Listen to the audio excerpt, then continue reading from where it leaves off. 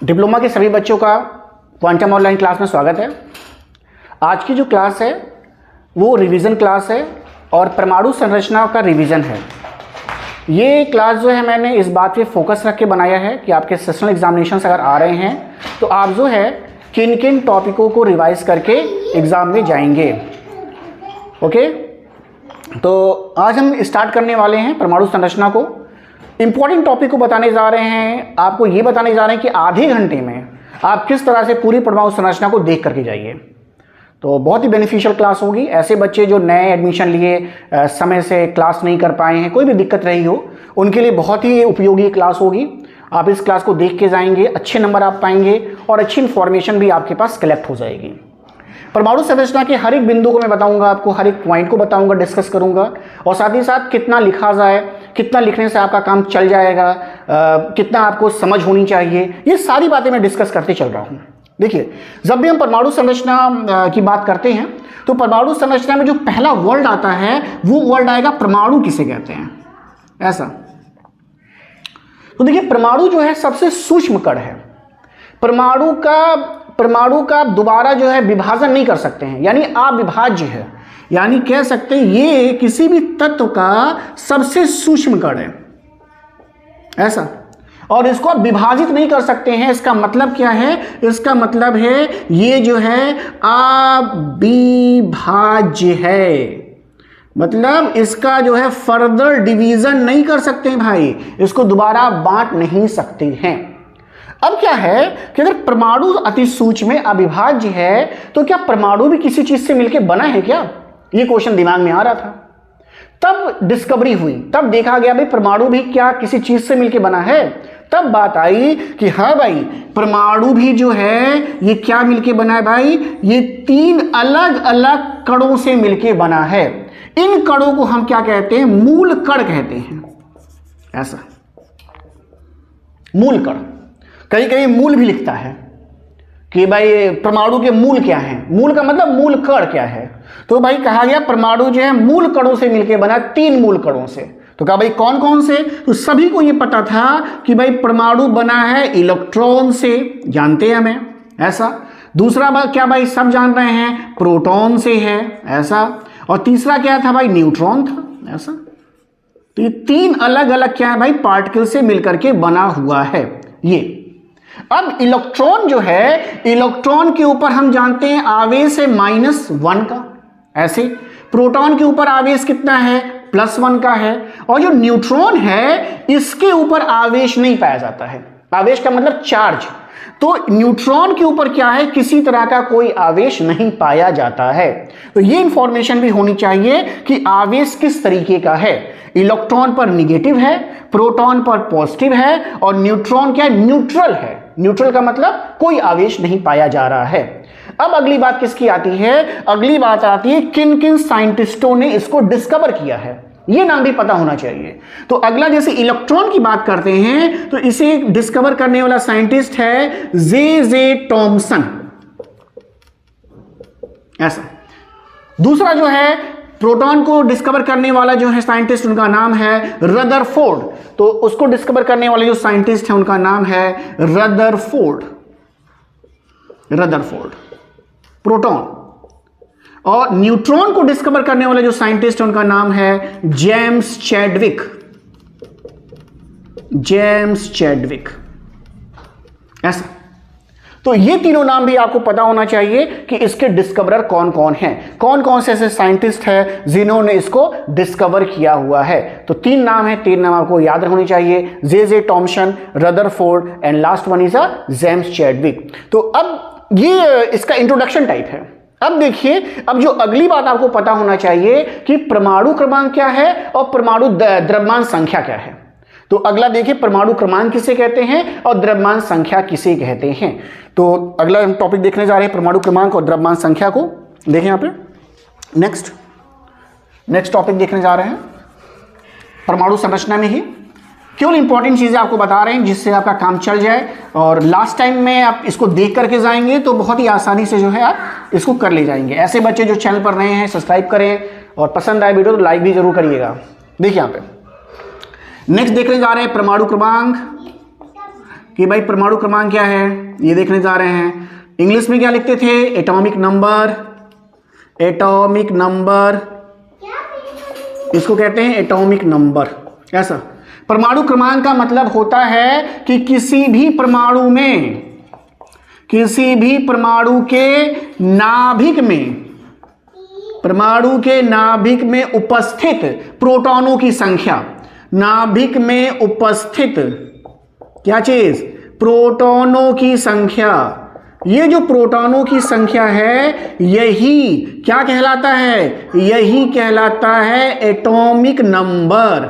ऐसा यानी परमाणु क्रमांक के बारे में जब भी आपसे पूछे तो सीधा सीधा लिखिए कि परमाणु क्रमांक का मतलब है किसी परमाणु के नाभिक में उपस्थित प्रोटॉनों की संख्या।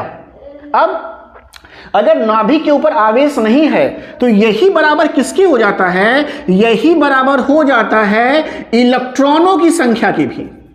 यानी ये दोनों ही बराबर हो जाते हैं, इलेक्ट्रॉनों की संख्या के भी बराबर कहलाता है। ऐसा तो आसान सी बात है, लिख सकता है सभी कोई। परमाणु क्रमांक क्या है, नाभिक में उपस्थित प्रोटॉनों की संख्या परमाणु क्रमांक है। अपने मन में बोल के देखिए कि नाभिक में उपस्थित प्रोटॉनों की संख्या। हो गया। अब हमसे कोई कह रहा है कि भाई द्रव्यमान संख्या भी बता दीजिए, द्रव्यमान संख्या बता दीजिए। तो अगर हमसे कोई कहेगा द्रव्यमान संख्या बताने के लिए, द्रव्यमान संख्या कोई पूछ रहा है हमसे, तो हम क्या बताएंगे भाई, द्रव्यमान संख्या को जब डिफाइन करेंगे तो हम कहेंगे कि नाभिक में उपस्थित प्रोटॉनों की संख्या, प्रोटॉनों की संख्या ऐसा, एंड प्लस प्रोटॉनों की संख्या तो है ही है, और साथ ही साथ क्या, न्यूट्रॉनों की संख्या। इन दोनों को जोड़ दीजिए, न्यूट्रॉनों की संख्या। ऐसा इन दोनों को जब आप जोड़ देंगे तो जो आएगा वैल्यू, जो आपका मान आएगा वही द्रव्यमान संख्या कहलाएगा। आसान है द्रव्यमान संख्या भी। तो द्रव्यमान संख्या को हम कहेंगे, इसको कहते हैं मास नंबर। ऐसा तो मास नंबर भी इसको कह सकते हैं। तो ये प्रोटॉनों की संख्या प्लस न्यूट्रॉनों की संख्या के बराबर होता है। इसमें छोटे मोटे क्वेश्चंस भी देख के जाइएगा, जैसे क्वेश्चंस भी आते हैं। क्वेश्चन कैसे दे सकता है, कह सकता है जैसे मान लीजिए एक क्वेश्चन बता रहे हैं आपको, कहेगा कि मान लीजिए एक छोटा सा क्वेश्चन दिखा रहे हैं आपको करके हम, अगर ये कहता है कि भाई द्रव्यमान संख्या, देखिए कह रहा है कि द्रव्यमान संख्या जो है, द्रव्यमान संख्या किसी x मान लीजिए कोई तत्व है, इसकी द्रव्यमान संख्या कह रहा है कितना है, कह रहे इसकी द्रव्यमान संख्या मान लीजिए 23 है। ऐसा और फिर कह रहा है कि भाई द्रव्यमान संख्या मान लीजिए 23 है, और इसमें कह रहा है प्रोटॉनों की संख्या कह दे रहा है कि भाई प्रोटॉनों की संख्या कह दे रहा है। इस बार देखिए कह रहा है प्रोटॉनों की संख्या कितना, कह रहा है 11 है। ऐसा तो अब आपसे क्या पूछ सकता है, देखिए प्रोटॉन की संख्या दिया है तो अब कहेगा परमाणु क्रमांक बताइए, फिर कहेगा इलेक्ट्रॉन की संख्या बताइए, फिर पूछ सकता है न्यूट्रॉन की संख्या बताइए। तो कैसे निकलेगा, तो देखिए प्रोटॉन की संख्या अगर दिया है तो यही बराबर किसके है, परमाणु क्रमांक के। तो परमाणु क्रमांक कितना हो जाएगा, 11 हो जाएगा। और अगर परमाणु क्रमांक 11 है, प्रोटॉन की संख्या भी 11 है, तो इलेक्ट्रॉन की संख्या कितनी हो जाएगी, वो भी 11 हो जाएगी। आसान सी बात है ना भाई।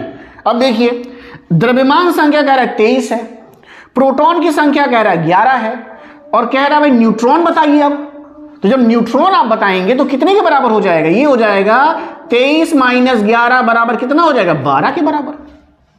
भाई न्यूट्रॉन की संख्या इधर ले जाइएगा तो ये क्या होगा, द्रव्यमान संख्या इधर आ जाएगा, तो द्रव्यमान संख्या माइनस प्रोटॉन की संख्या हो जाएगा।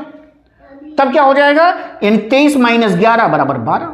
तो ऐसे छोटे मोटे क्वेश्चंस भी देख करके जाना चाहिए जब भी आपका एग्जाम आए। तो ये भी क्या हो जाएगा, ऐसे क्वेश्चंस भी आप देख के जा सकते हैं। तो ये हो गया परमाणु क्रमांक के बारे में, द्रव्यमान संख्या के बारे में हो गया है।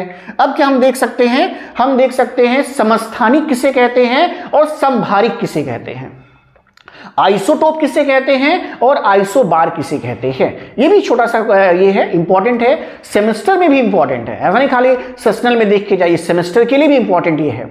तो देखते हैं यहाँ पे है कि इन दोनों के बारे में भी इंफॉर्मेशन जुटा लेते हैं जल्दी से। बहुत ही आसानी से बताने वाले हैं कि आइसोटोप किसे कहते हैं और आइसोबार किसे कहते हैं। ये देखिए, देखिए यहाँ पे कि आइसोटोप क्या है और आइसोबार क्या है, समस्थानिक क्या है।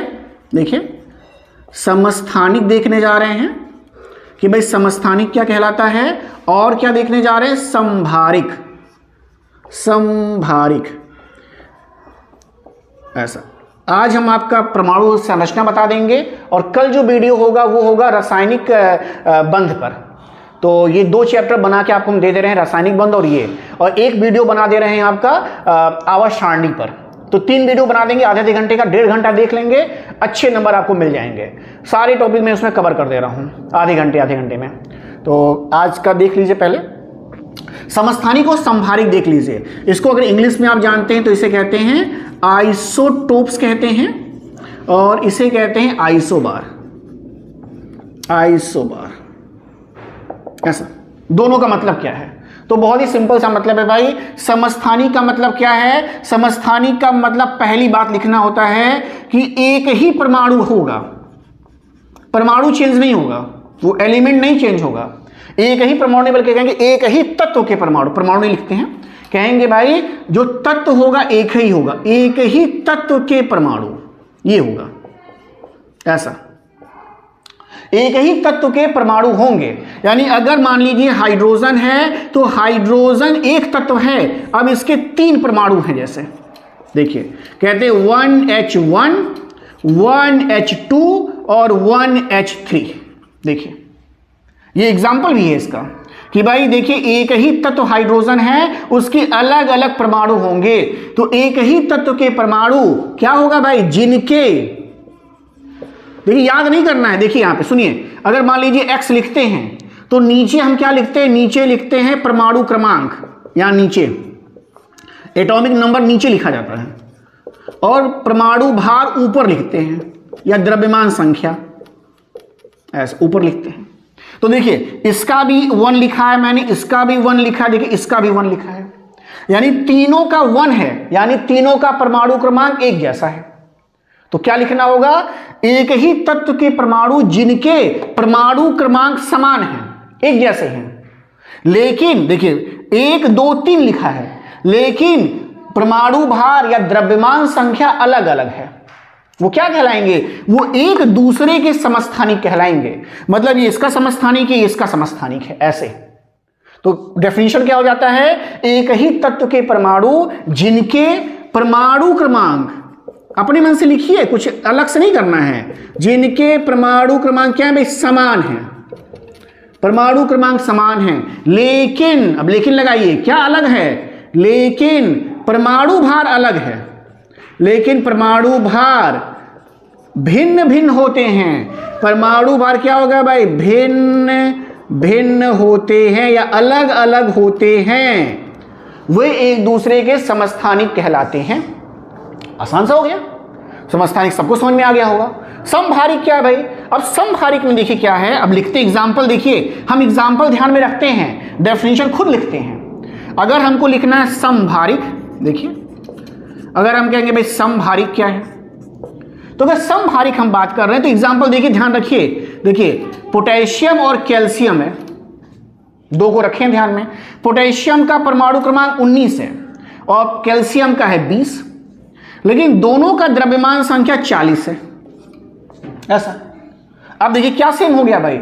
अब देखिए इनकी द्रव्यमान संख्या सेम हो गई या परमाणु भार सेम हो गया, लेकिन अलग अलग क्या है इनका? देखिए परमाणु क्रमांक देखिए अलग अलग है, या और देखिए दोनों तत्व क्या है? अलग अलग है, यानी तत्व अलग अलग होंगे। देखिए यहां पे एक ही तत्व था, यानी यहां पे अलग अलग तत्व होंगे, यानी भिन्न भिन्न तत्व, अलग अलग तत्व जिनके परमाणु क्रमांक अलग होंगे किंतु द्रव्यमान संख्या एक हो, उसे हम संभारिक कहते हैं, या उसे एक दूसरे का संभारिक कहते हैं। 2 ऐसे तत्व, 2 से अधिक भी हो सकते हैं, तो ऐसे कर दो, ऐसे तत्व जिनकी द्रव्यमान संख्याएं बराबर होती हैं किंतु उनके परमाणु क्रमांक अलग अलग होते हैं, एक दूसरे के समस्थानिक, एक दूसरे के संभारिक या आइसोबार कहलाते हैं। आसान सी बात है। तो समस्थानिक भी देख लिए, संभारिक भी देख लिए। अगला टॉपिक देखिए जल्दी से, अगला टॉपिक देख लीजिए। इसी तरह से आपको एग्जामिनेशन में भी जब आएंगे तो मैं आपको रिवीजन करके दे दूंगा, तो बहुत अच्छे नंबर आपके आने वाले हैं। आपके सेमेस्टर एग्जामिनेशन में भी मैं ऐसे कर दूंगा, सेमेस्टर एग्जामिनेशन बिल्कुल क्रैश कोर्स की तरह कर दूंगा कि अपना देखिए, फटाफट देखते जाएंगे और आपको रिवीजन होता जाएगा, तो आपको याद वाला नहीं करना पड़ेगा। फटाफट आधे घंटे का वीडियो देखिए, 1 घंटे का देखा, याद हो गया, ऐसे करके। तो देखते हैं यहाँ पे समस्थानिक हो गया, संभारिक हो गया। अब जो अगला टॉपिक देखने जा रहे हैं वो कुछ थियरीज देख लीजिए। कौन कौन सी थियरीज हैं जो इंपॉर्टेंट थियरीज हैं? तो दो थियरीज हमारे पास इंपॉर्टेंट रहती हैं, जो थियरीज पूछी हुई अक्सर जाती हैं। तो कौन कौन सी दो थियरीज हमारे पास इंपॉर्टेंट हैं? तो एक तो आपका बोर का परमाणु मॉडल है, ये भी इंपॉर्टेंट है, और दूसरा क्या है, रदरफोर्ड का परमाणु मॉडल। ये दो इंपॉर्टेंट हमारे पास हैं। तो रदरफोर्ड का परमाणु मॉडल और बोर का परमाणु मॉडल, हम दोनों में खाली इंपॉर्टेंट पॉइंट बता दे रहे हैं, उन्हीं इंपॉर्टेंट पॉइंट को आप ध्यान रखिएगा बस। तो पहला देखिए यहाँ पे, देखिए पहला रदरफोर्ड का परमाणु मॉडल, रदरफोर्ड का परमाणु मॉडल, कोई कंफ्यूजन मत रखिएगा। देखिएगा परमाणु मॉडल क्या कहता है ये मॉडल। देखिए रदरफोर्ड की परमाणु मॉडल की अगर हम बात करें तो इंपॉर्टेंट पॉइंट क्या है? तो रदरफोर्ड सबसे पहले क्या बता रहे हैं? सबसे पहले ये कह रहे हैं कि भाई देखिए परमाणु जो है, ये परमाणु जो है ये सूक्ष्म है, बहुत ही छोटा है ऐसा, और साथ ही साथ क्या है भाई, गोलाकार है, सर्कुलर है, माइन्यूट है, सर्कुलर है और गोलाकार, ठीक लिखते हैं ऐसे। और क्या कह रहे हैं? कह रहे हैं कि न्यूट्रल है, यानी उदासीन है। तो पहला पॉइंट यही है, उदासीन है। देखिए ये बताया अपनी प्रयोगों द्वारा, इन्होंने पता चला कि भाई जो भी परमाणु होगा वो तीन क्वालिटी होगी, सूक्ष्म होगा, गोलाकार होगा, उदासीन होगा, माइन्यूट होगा, सर्कुलर होगा, न्यूट्रल होगा। फिर अगली बात क्या बोले? फिर अगली बात ये बता रहे हैं कि भाई कोई भी परमाणु है, देखिए तो ये क्या है, दो भागों से मिलकर बना है ऐसा। एक जो भाग है इसका केंद्रीय भाग है, केंद्रीय भाग का मतलब सेंट्रल पार्ट, एक जो इसका क्या है भाई, केंद्रीय भाग है। और इस केंद्रीय भाग में क्या है, केंद्रीय भाग में प्रोटॉन और न्यूट्रॉन पाए जा रहे हैं। और एक क्या है, इस केंद्रीय भाग के चारों ओर का क्षेत्र, इसके बाहर चारों ओर का क्षेत्र है, और उसमें क्या पाए जा रहे हैं, उसमें पाए जा रहे हैं इलेक्ट्रॉन ऐसा। तो ये दूसरा पॉइंट इन्होंने बता दिया। तीसरा बात ये क्या बताते हैं? तीसरा बात ये कह रहे हैं, देखिए तीसरी बात क्या कह रहे हैं? तीसरी बात ये कहेंगे कि उदासीन क्यों है, इसको बताने जा रहे हैं तीसरे में। मतलब ये बताएंगे कि उदासीन क्यों है बिहेवियर, क्यों उदासीन होगा भाई? जब प्रोटॉन की संख्या इलेक्ट्रॉन की संख्या के बराबर होगा, जब जितना पॉजिटिव चार्ज है उतना नेगेटिव चार्ज हो जाए। तो क्या कह रहे हैं कि किसी भी परमाणु में प्रोटॉनों की संख्या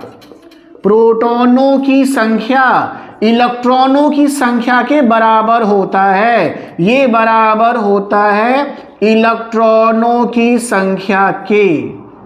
ये अगली बात है, देखिए ये अगली बात इन्होंने बता दिया कि भाई इसीलिए जो है आपका परमाणु उदासीन है। कैसे लिख सकते हैं कि किसी भी परमाणु में प्रोटॉनों की संख्या इलेक्ट्रॉनों की संख्या के बराबर होता है, जिस कारण परमाणु उदासीन होते हैं। और एक पॉइंट और बताया इन्होंने, चौथा पॉइंट बताया, फोर्थ पॉइंट इन्होंने क्या कहा? चौथा पॉइंट ये बता रहे हैं कि वास्तव में क्या हो रहा है, वास्तव में ये नाभिक है, तो नाभिक के चारों ओर जब इलेक्ट्रॉन घूम रहा है तो ये नाभिक क्या कर रहा है, इलेक्ट्रॉन के ऊपर आकर्षण बल आरोपित करता है। क्या करता है? आकर्षण बल आरोपित करता है, आरोपित करता है, मतलब उसको अपनी तरफ खींचने का प्रयास करता है इलेक्ट्रॉन को। दोनों अलग अलग चार्ज, एक प्लस एक माइनस है ऐसा, लेकिन इलेक्ट्रॉन क्या है, कैसे घूम रहा है, गोलाकार घूम रहा है। तो इसके नाते क्या होता है, इसमें एक बल उत्पन्न होता है जिसे कहते हैं अपकेंद्र बल। कौन सा बल कहते हैं? अपकेंद्र बल। तो ये अपकेंद्र बल क्या करता है, इस आकर्षण बल को न्यूट्रलाइज कर देगा, इस आकर्षण बल को खत्म कर देगा। इसी नाते प्रोटॉन इलेक्ट्रॉन को अपने साइड तो खींच रहा है, लेकिन कभी भी अपने साइड खींच नहीं पा रहा है। इस नाते क्योंकि जो भी आकर्षण बल आरोपित हो रहा है वो अपकेंद्र बल से कैंसिल हो जा रहा है। अपकेंद्र बल कैसे उत्पन्न होता है? क्योंकि इलेक्ट्रॉन कैसे घूम रहा है, ऐसे गोलाकार गति कर रहा है। जो कोई भी सर्कुलर मूवमेंट करता है उसमें अपकेंद्र बल जो है वो अपने आप जनरेट हो जाता है, अपने आप उत्पन्न हो जाता है। यही 4 पॉइंट है, इन्हीं 4 पॉइंट को लिखना होता है। अपनी लैंग्वेज में आप चारों पॉइंट को आसानी से लिख सकते हैं। तो ये क्या है, रदरफोर्ड का परमाणु मॉडल है। अगर पूछता है तो ऐसे 4 पॉइंट को लिखिएगा, आपका काम चल जाएगा। कभी कभी इसकी कमियों की भी पूछता है कि इसकी क्या कमियां हैं, इसकी क्या क्या ड्रॉबैक्स है, तो कभी कभी ड्रॉबैक्स पूछता है, ड्रॉबैक्स भी आप लिख सकते हैं कि इसकी कौन कौन से ड्रॉबैक्स यहाँ पे देखने को मिलेगा। तो स्पेक्ट्रम की व्याख्या ही नहीं कर पाए हैं तो लिख सकते हैं, सिंपल वे में लिख सकते हैं कि परमाणुओं के स्पेक्ट्रम की व्याख्या करने में या सफल रहे हैं, इसको आप लिख सकते हैं। तो ऐसे करके आप इसको लिख सकते हैं। अगला जो होगा, बोर का परमाणु मॉडल देखने जा रहे हैं। बोर का जो परमाणु मॉडल है वो किन बातों पर आधारित है उसको देख लेते हैं। तो बोर का परमाणु मॉडल, जाहिर सी बात है कि जब कोई परमाणु मॉडल आता है तो किसी की कमी रहेगी उसको दूर करेगा। तो एक लाइन तो पहला यही लिख सकते हैं कि जो बोर ने परमाणु मॉडल दिया है वो क्या कर सकता है, रदरफोर्ड के परमाणु मॉडल की कमियों को दूर करता है। तो पहली बात तो आप यही लिख सकते हैं ऐसा। और इसके मुख्य बिंदु निम्न हैं, तो थोड़ा सा बढ़ जाएगा, अब हो जाएगा बोर का परमाणु मॉडल, कि भाई बोर के परमाणु मॉडल में क्या क्या बातें हैं। तो ये पहला पॉइंट वो रदरफोर्ड से ले रहा है। क्या पहला पॉइंट ले रहा है, तो पहला पॉइंट कह रहा है ये कि देखिए भाई ऐसा है कि जो नाभिक है उसके चारों तरफ इलेक्ट्रॉन घूमते हैं। ये बात बिल्कुल सही है। वो कह रहा है कि देखिए भाई इलेक्ट्रॉन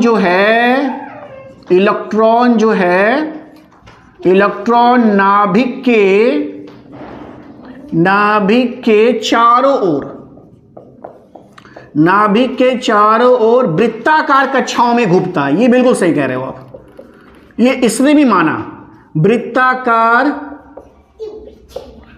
कक्षाओं में घूमता है, ये कह रहा है, बिल्कुल सही है भाई। अब यहां से अब बताने शुरू करेगा। अब कहेगा दूसरे पॉइंट में, कहेगा वृत्ताकार कक्षाओं में घूमता है, लेकिन वृत्ताकार कक्षाएं फिक्स है, सब वृत्ताकार कक्षा में नहीं घूमेगा, कुछ फिक्स कक्षाओं में घूमेगा। यानी इसकी जो वृत्ताकार कक्षाएं होती हैं ये क्या है, नियत हैं, फिक्स हैं। क्यों फिक्स है, क्योंकि ये उन्हीं वृत्ताकार कक्षाओं में घूमेगा जहां पर इलेक्ट्रॉन का कोणीय संवेग, सबसे इंपॉर्टेंट बात यही है, कोणीय संवेग, इलेक्ट्रॉन का कोणीय संवेग जो होगा वो कितने के बराबर होगा, वो आपका h/2 पाई के क्या होगा, इसके या तो गुणित होगा ऐसा। यानी हर एक में नहीं घूमेगा, उन्हीं कक्षाओं में घूमेगा जहां इलेक्ट्रॉन का कोणीय संवेग, एंगुलर मोमेंटम h/2 पाई के बराबर होगा ऐसा। और उन कक्षाओं को जहां पर ये ऐसा होगा, उन कक्षाओं को क्या कहेंगे, उन कक्षाओं को हम कहते हैं स्टेशनरी ऑर्बिट। उनको हम क्या कहते हैं, स्टेशनरी ऑर्बिट कहते हैं, यानी वो अस्थाई कक्षाएं हैं। देखिए, जिन कक्षाओं में इलेक्ट्रॉन का कोणीय संवेग ऐसा होगा उन्हें हम क्या कहेंगे, उन्हें हम कहते हैं अस्थाई कक्षाएं कहते हैं भाई। वो अस्थाई कक्षाओं के नाम से जानी जाएंगी, स्टेशनरी ऑर्बिट के नाम से जानी जाएंगी। तो ये इसका मेन पॉइंट था। फिर कहा कि भाई अच्छा कोणीय संवेग क्या होगा, तो इसने कहा कि देखिए भाई कोणीय संवेग अगर जानना चाहते हैं आप हैं तो देख लीजिए। कह रहा मान लीजिए कोई इलेक्ट्रॉन ऐसे घूम रहा है और इसका द्रव्यमान m है और इसका केंद्रक से यहां से दूरी अगर r है, यानी रेडियस r है, और साथ ही साथ इसकी जो वेलोसिटी है वो v है, इसका वेग v है।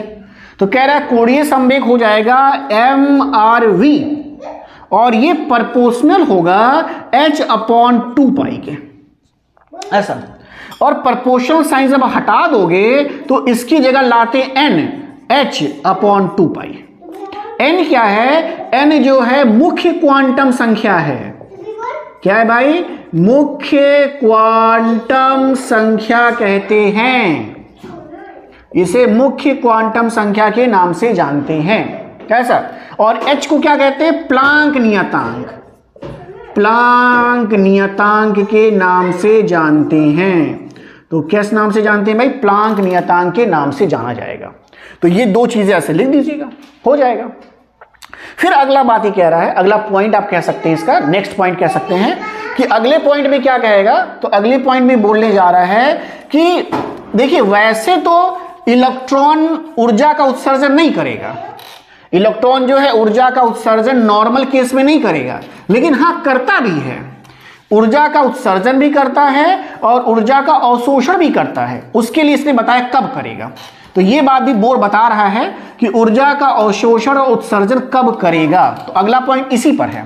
देखिए अगला जो तीसरा पॉइंट है कहता है, ये कह रहा है कि देखिए भाई मान लीजिए कि इलेक्ट्रॉन जो है ऐसे मान लीजिए, ये इलेक्ट्रॉन जो है एक ऊर्जा स्तर से दूसरे ऊर्जा स्तर में जाना चाहता है, या ये इलेक्ट्रॉन जो है यहां से यहां जाना चाहता है। तो कह रहा है कि इलेक्ट्रॉन अगर अपनी ऊर्जा स्तर को चेंज करेगा, इसे हम किस किस नाम से जानते हैं? इसे हम सेल कहते हैं। देखिए सेल कहते हैं या कहते हैं ऊर्जा स्तर भी कहते हैं। तो कंफ्यूज मत होइएगा, ऊर्जा स्तर का मतलब क्या हो गया। तो ऊर्जा स्तर भी कहते हैं, सेल भी कहते हैं, ऑर्बिट भी कहते हैं इसको, इसे ऑर्बिट यानी कक्षा भी कहते हैं, ऑर्बिट मतलब कक्षा। तो ये सब इसी का नाम है। तो कंफ्यूज नहीं होगा कि सर ऊर्जा स्तर आप क्या कह रहे हैं। कहने का मतलब है कि अगर कोई इलेक्ट्रॉन इस ऊर्जा स्तर या इस ऑर्बिट से इसमें जाना चाहता है या इसमें से इसमें आता है, तब ये क्या करता है? ऊर्जा का अवशोषण भी करेगा, उत्सर्जन भी करेगा। कैसे? अब आपको ज्यादा एनर्जी वाले से कम में जाना है, तो आप क्या करोगे? अगर इलेक्ट्रॉन यहां से यहां जाना चाहता है तो एनर्जी को क्या करेगा? अपने से बाहर निकालेगा, यानी उत्सर्जन करेगा। अब कोई इलेक्ट्रॉन कम ऊर्जा स्तर से अधिक में आना चाहता है तो क्या करेगा भाई? ऊर्जा एब्जॉर्ब करेगा, ऊर्जा अवशोषित करेगा। तो इसने कहा कि ऊर्जा का उत्सर्जन अथवा अवशोषण तभी होगा जब इलेक्ट्रॉन एक ऊर्जा स्तर से दूसरे ऊर्जा स्तर में जाता है। फिर कहा इसने कि भाई जो एनर्जी का उत्सर्जन या अवशोषण हो रहा है वो कितने के बराबर होगा। तो कहा मान लीजिए इसकी एनर्जी मान लीजिए E1 थी इस ऊर्जा स्तर की, और इस ऊर्जा स्तर की एनर्जी मान लीजिए E2 है। तो कितना ये उत्सर्जन करता होगा? तो कह रहा है कि भाई देखिए ये उत्सर्जन हमेशा E1 माइनस E2 के बराबर होगा, और जिसको इसने क्या लिखा? Delta E। तो जब कभी इलेक्ट्रॉन एक ऊर्जा स्तर से दूसरे ऊर्जा स्तर में जाएगा तभी इलेक्ट्रॉन जो है ऊर्जा का अवशोषण करेगा या उत्सर्जन करेगा, और ये उत्सर्जन जो होगा ऊर्जा का इतने के बराबर होगा, यानी E1 minus E2 is equal to del E के बराबर होगा। ये सारी बातें आप किस में लिख सकते हैं? बोर के परमाणु मॉडल में ये सारी बातें लिख सकते हैं। तो ये आसानी से आप इसको डिफाइन कर सकते हैं। तो ये एक हो गया। अगला जो इसमें आता है टॉपिक, नेक्स्ट टॉपिक जो देखते हैं हम लोग हैं वो क्या है?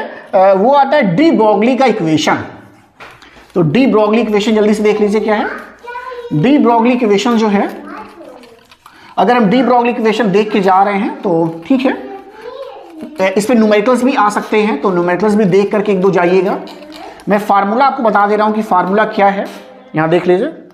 डी ब्रोगली समीकरण, डी ब्रोगली समीकरण,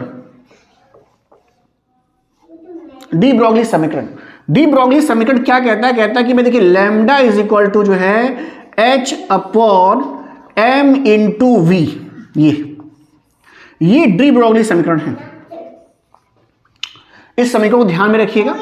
जो लैम्डा होता है इसे हम कहते हैं तरंग की लंबाई, कहते हैं तरंग की लंबाई, ऐसा वेवलेंथ कहते हैं। इंग्लिश में क्या कहते हैं? वेवलेंथ, वेव LENGTH, वेवलेंथ कहते हैं। ये लैम्डा है। H क्या है? प्लांक नियतांक। क्या है भाई? प्लांक नियतांक, ऐसा। और M क्या है? द्रव्यमान कहलाता है। M क्या है? द्रव्यमान, ऐसा। और V क्या है? वेग है। इतना ध्यान रखिएगा। और साथ ही साथ लैम्डा इज इक्वल टू क्या होता है? H अपॉन P भी होता है। ये रिलेशन भी याद रखिए। क्यों? क्योंकि M गुणे V बराबर क्या होता है? P। P क्या चीज है? संवेग। P को क्या कहते हैं? संवेग या मोमेंटम कहते हैं। ये एक इक्वेशन ध्यान रखिएगा। इस पर न्यूमेरिकल भी देख लीजिएगा, एक दो आपके बुक में दिया होगा, वहां देख लीजिएगा न्यूमेरिकल। तो ये आपका डी ब्रोगली समीकरण भी हो जाएगा। अगला जो है हाइजेनबर्ग की अनिश्चितता का सिद्धांत है। अगला जो टॉपिक है उसे कहते हैं हाइजेनबर्ग की अनिश्चित। नोट करना चाहे नोट कर लिए, अगर आप नोट करना चाहते हैं नोट कर सकते हैं, मैं लिख दे रहा हूं फिर से यहां पे कि इसे कहते हैं डी ब्रोगली, डी पूरा मिटाना पड़ेगा, इसे कहते हैं डी ब्रोगली समीकरण, डी ब्रोगली समीकरण। नोट कर लीजिए।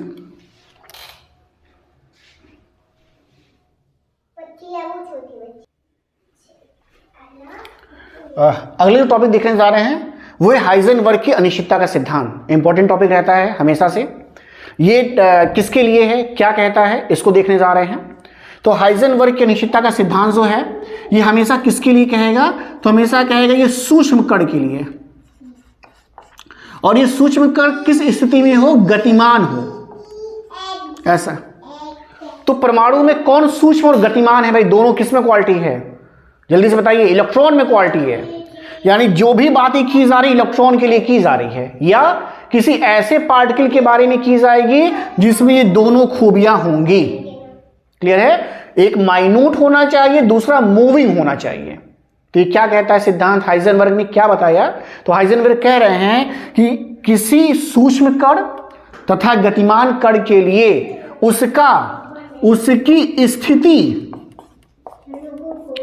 तथा वेग, स्थिति का मतलब पोजीशन और वेग का मतलब वेलोसिटी, इन दोनों का एक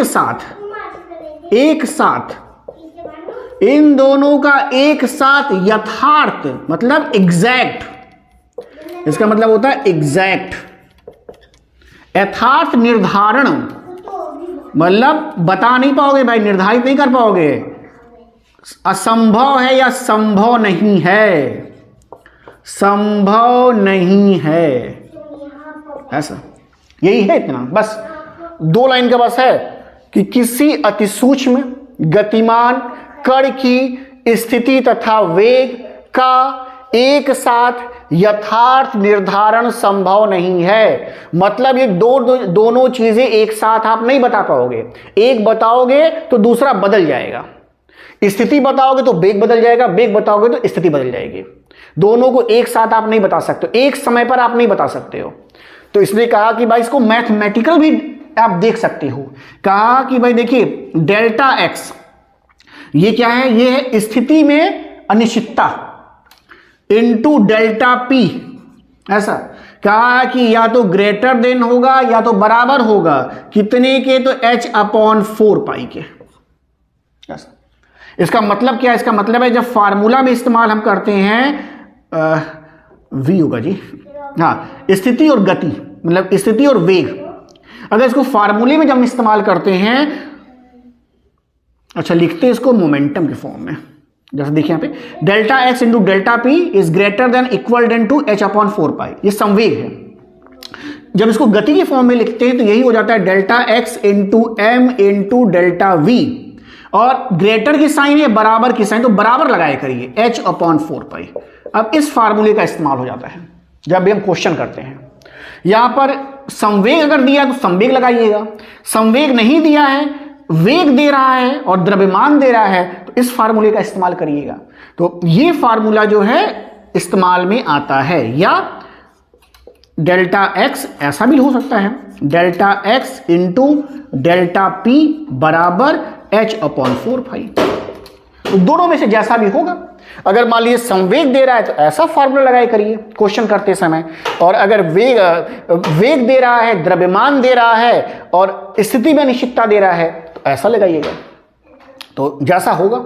डेफिनेशन खाली कह रहा है तो 2 लाइन लिखने के बाद इतना लिख दीजिए, डेफिनेशन हो गया। तो जैसा क्वेश्चन होगा उसके अकॉर्डिंग अपना आंसर दीजिएगा। तो ये हो गया आपके हाइजेनबर्ग की अनिश्चितता का सिद्धांत। अगला जो टॉपिक देखने जा रहे हैं इसमें कि अगला टॉपिक हम क्या देख सकते हैं, तो अगला टॉपिक बताने जा रहे हैं कक्षक। कक्षक किसे कहते हैं, तो कक्षक देख लीजिए क्या चीज है। कक्षक का मतलब होता है ऑर्बिटर। ऐसे बच्चे जो नए हैं चैनल को सब्सक्राइब करें, और वीडियो आपके लिए उपयोगी है तो लाइक भी करिए। देखिए नेक्स्ट अगला हम देखने जा रहे हैं कक्षक। जिनका मिस हो गया है क्लासेस वो देख लें जल्दी से। ऑर्बिटर, कक्षक किसे कहेंगे? तो कक्षक वो स्थान है जहां पर इलेक्ट्रॉन के पाए जाने की संभावना सबसे अधिक है। तो इलेक्ट्रॉन के पाए जाने की संभावना जहां सबसे अधिक होती है उसको हम कहते हैं ऑर्बिटर। यानी भाई इलेक्ट्रॉन कहां पाया जाए? केंद्रक है, तो केंद्रक के चारों ओर का वह क्षेत्र, वह एरिया जहां इलेक्ट्रॉन के पाए जाने की संभावना सबसे अधिक होती है,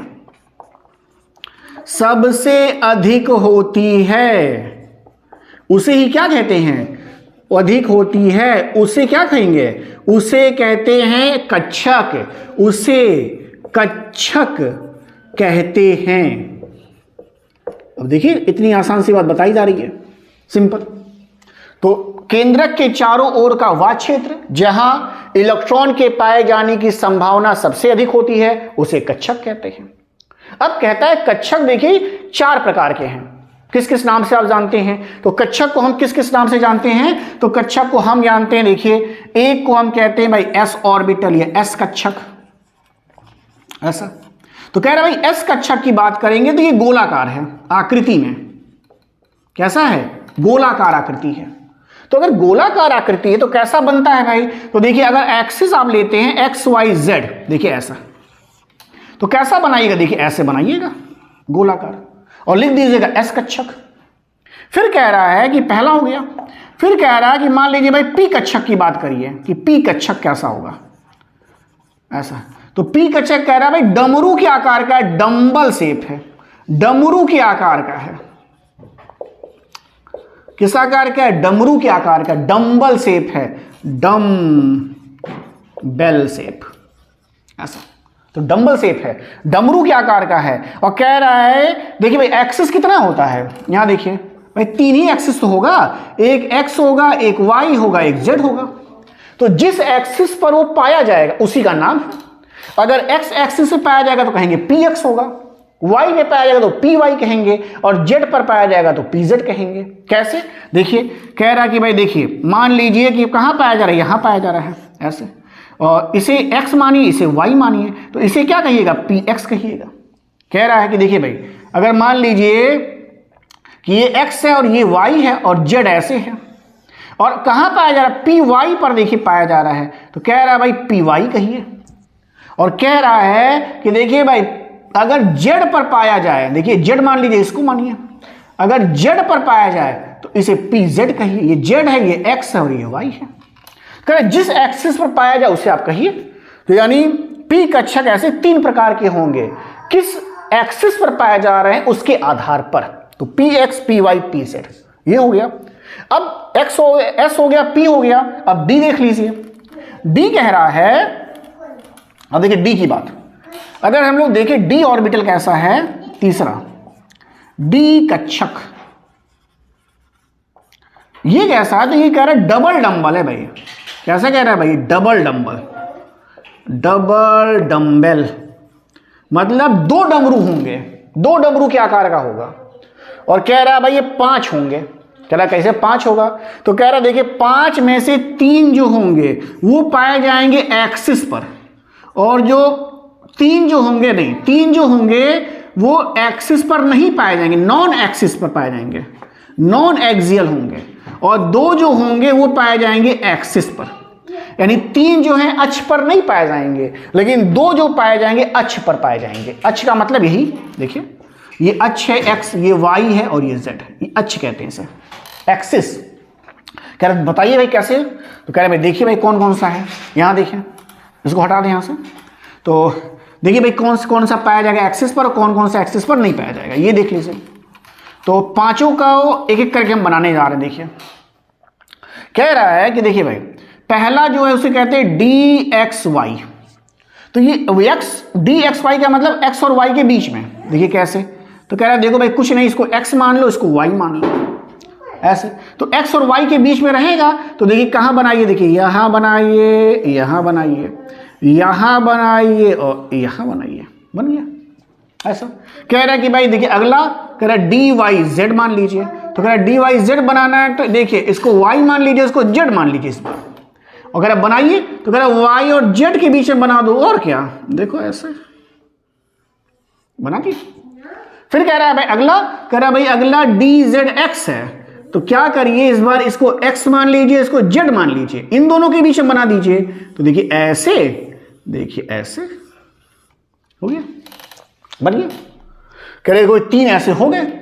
और तीनों का नाम याद कैसे करेंगे, देखिए x y z होता है, एक बार x y ले लीजिए, एक बार y z ले लीजिए, और जो लास्ट में है x और z को ले लीजिएगा, ऐसे ले लेंगे तो बन जाएगा तीनों। देखिए ऐसे बोल रहे, देखिए एक्स वाई लिखे हैं, देखिए वाई जेड लिखे हैं, और लास्ट में क्या लिखे, जेड एक्स लिख दिए हैं, ऐसे लिख रहे हैं, तो ये लिखना आसान है। अब देखिए अगला कह रहा है कि अगला जो है d x square y square होता है, तो कह रहा है देखिए d x square y square का मतलब है कि ये एक्स एक्सिस वाई एक्सिस पर पाया जाएगा।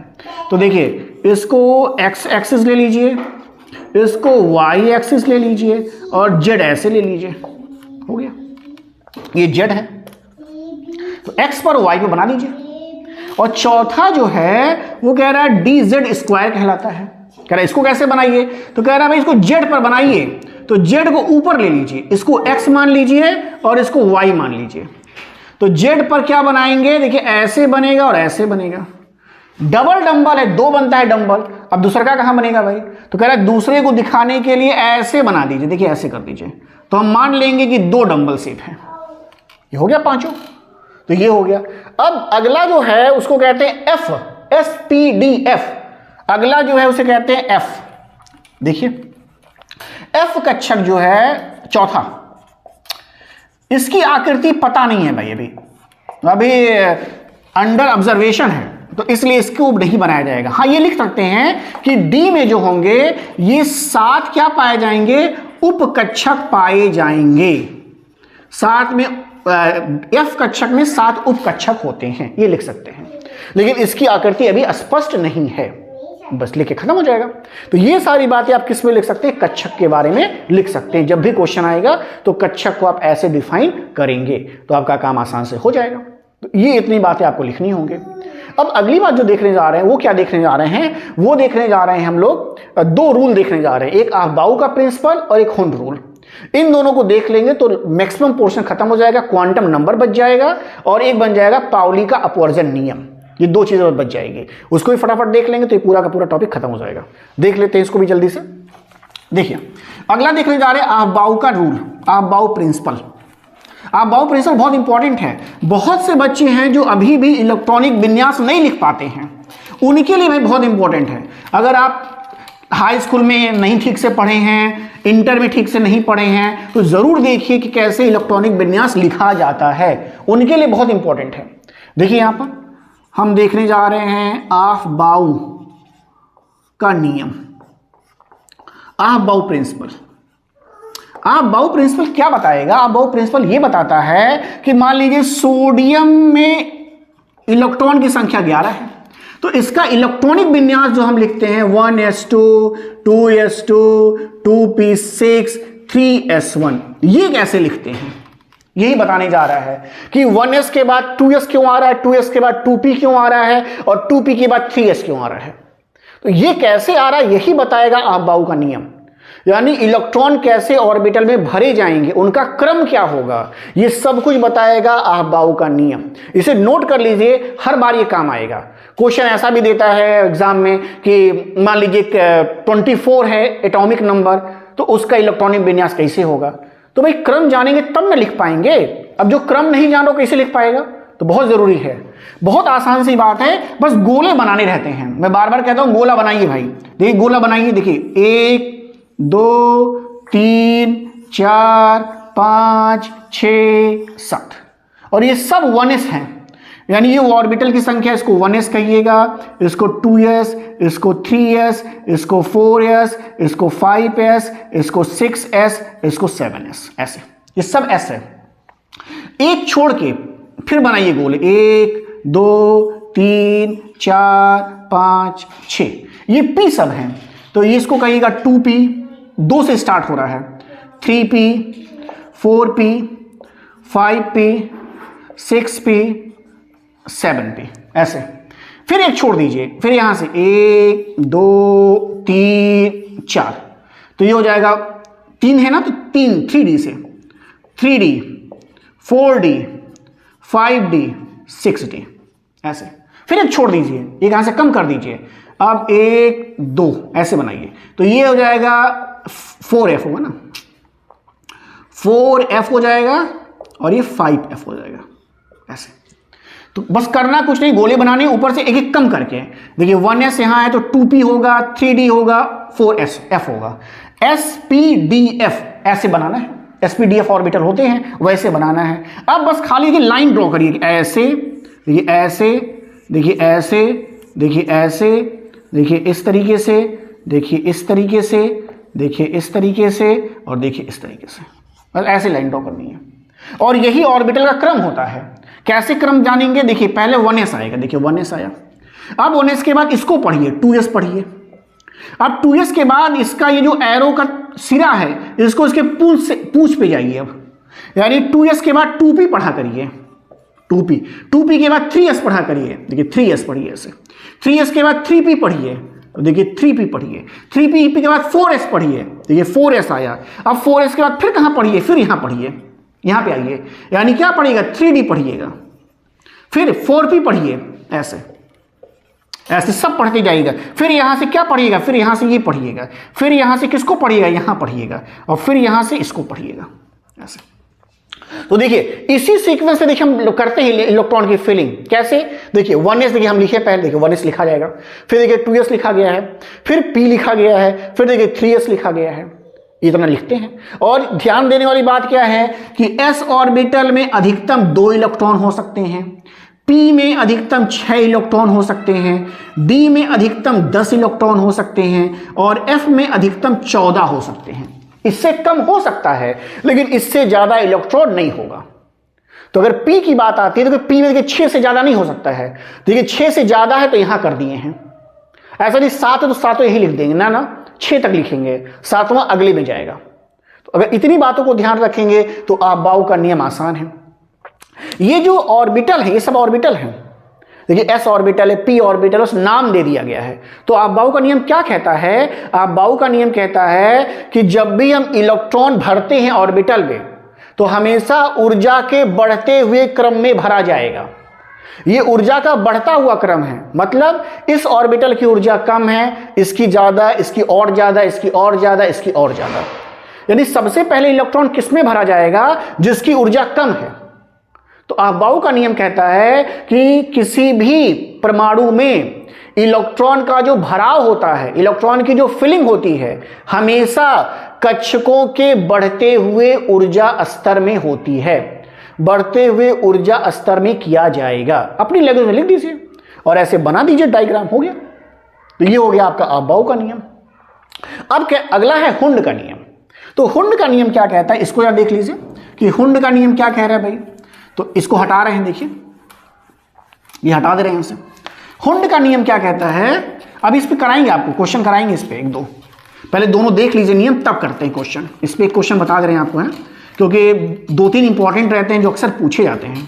देखिए यहाँ पे, देखिए हुंड का नियम देख लीजिए अगला। ये साइंटिस्ट के नाम है भाई, कोई ऐसा नहीं कि हुंड मतलब क्या है, ना ना। जैसे मान लीजिए राम कोई होता और राम ने खोज किया होता तो लिखा था राम का नियम। मेरा नाम पंकज है, अगर हम खोज करते तो लिखता पंकज का नियम। तो अभी मैं सोचिए हुंड क्या था भाई, हुंड साइंटिस्ट है, तो हुंड का नियम उसी के नाम पे है। तो ये क्या बताने जा रहा है, हुंड का नियम ये बता रहा है कि भाई देखिए मान लीजिए p ऑर्बिटल है और इसमें इलेक्ट्रॉन 3 है, तो ये तीनों इलेक्ट्रॉन जो हैं p ऑर्बिटल में कैसे भरे जाएंगे ये बताएगा। जैसे भाई 3 ऑर्बिटल तो कोई ऐसे भी भर सकता है, देखिए भाई ऐसे इलेक्ट्रॉन भर सकता है, नहीं कर देगा, ऐसे कर देगा, या कोई कैसे कर देगा, या कोई कहेगा भाई देखिए हम कैसे करेंगे, देखिए ऐसे, देखिए ऐसे कर सकता है, ऐसे भी कर सकता है। कोई कहेगा भाई देखिए ऐसे भी नहीं करेंगे, कोई कहेगा देखिए भाई 3 इलेक्ट्रॉन भरने हैं तो देखिए ऐसे भर दे रहे हैं। सबका अलग अलग विचार होगा। तो हुंड ने कहा नहीं भाई देखिए ऐसे नहीं भरा जाएगा। हुंड कह रहा है कि जब भी इलेक्ट्रॉन भरा जाएगा तो सीक्वेंस में भरा जाएगा। पहले इसमें जाएगा, पहले इसके बाद इसमें, इसके बाद इसमें जाएगा, ऐसे सीक्वेंस में। और कह रहा है, हुंड का नियम कह रहा है कि अयुग्मित, अयुग्मित का मतलब अनपेयर्ड, अयुग्मित इलेक्ट्रॉनों की संख्या अधिकतम होनी चाहिए, यही है नियम इसका। अयुग्मित इलेक्ट्रॉनों की संख्या अधिकतम होनी चाहिए भाई, संख्या अधिकतम होनी चाहिए, मैक्सिमम होनी चाहिए। ऐसा भरिए कि अयुग्मित इलेक्ट्रॉन की संख्या मैक्सिमम हो, ऐसा। तो भाई 3 इलेक्ट्रॉन अगर भरना है तो मैक्सिमम कब होगा? ऐसे भर देंगे तो देखिए अयुग्मित इलेक्ट्रॉन एक ही रह गया है। लेकिन अगर इसी 3 इलेक्ट्रॉन को कैसे भर दिया जाए, देखिए ऐसे भर दिया जाए तो देखिए ये भी अयुग्मित है, ये भी है, यानी 3 अयुग्मित हो गए। और हुंड कहता भी है कि इस तरीके से ऑर्बिटल में इलेक्ट्रॉन को भरना है कि अयुग्मित इलेक्ट्रॉन की संख्या मैक्सिमम रहे। तो यही बता रहा है रूल कि इलेक्ट्रॉन कैसे भरे जाएंगे। यानी अगर कह रहा है कि मान ली D5 की कंडीशन है, तो अगर D5 की कंडीशन है तो देखिए अगर D5 भरना है तो कैसे भरा जाएगा? तो 1 2 3 4 5 ऐसे भरा जाएगा। यानी सारे ऑर्बिटल में पहले एक एक इलेक्ट्रॉन भरा जाएगा, और जब एक एक इलेक्ट्रॉन सब में हो जाते हैं तब क्या करिए, दूसरा यहां लाइएगा, ऐसा करना होगा। तो ये नियम किससे संबंधित है? हुंड के नियम से संबंधित है। हुंड का नियम कहता है कि जब कभी भी इलेक्ट्रॉन ऑर्बिटल में भरे जाते हैं तो अयुग्मित इलेक्ट्रॉनों की संख्या अधिकतम होनी चाहिए। तो यही 2 लाइन लिखिएगा, ऐसे एग्जांपल दे दीजिए कि भाई P3 में ऐसा होगा, P3 में ऐसा होगा, देखिएगा ऐसा, ये नहीं हो सकता, ये नहीं हो सकता, ये नहीं हो सकता। तो P3 में या तो ऐसा होगा, D5 है तो कैसा होगा, ऐसा होगा, हो गया। तो ये सारी बातें किससे जुड़ी है? हुंड के नियम से जुड़ी हुई हैं। एक टॉपिक और बताने जा रहे हैं, क्वांटम संख्या बताने जा रहे हैं, और क्वांटम संख्या के साथ साथ पाउली का अपवर्जन नियम, पूरा चैप्टर आपका फिनिश हो जाएगा। तो आसानी से आप इसको देख सकते हैं। तो अगर नोट करना हो नोट कर लीजिए।